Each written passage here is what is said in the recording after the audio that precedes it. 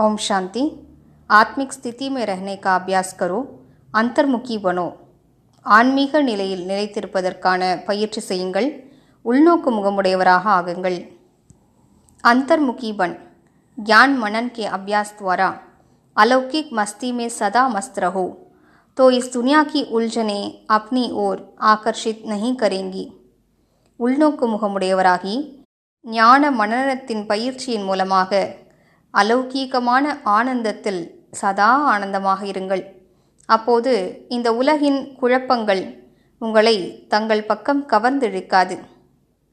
जैसे मिलिट्री वाले अंडरग्राउंड चले जाते हैं तो बाहर के बॉम्ब्स आदि का असर नहीं होता है, ऐसे आप अंतर्मुखी अंडरग्राउंड आत्मिक स्थिति में रहने का अभ्यास करो, तो बाहर मुक्ता की बातें डिस्टर्ब नहीं करेंगी।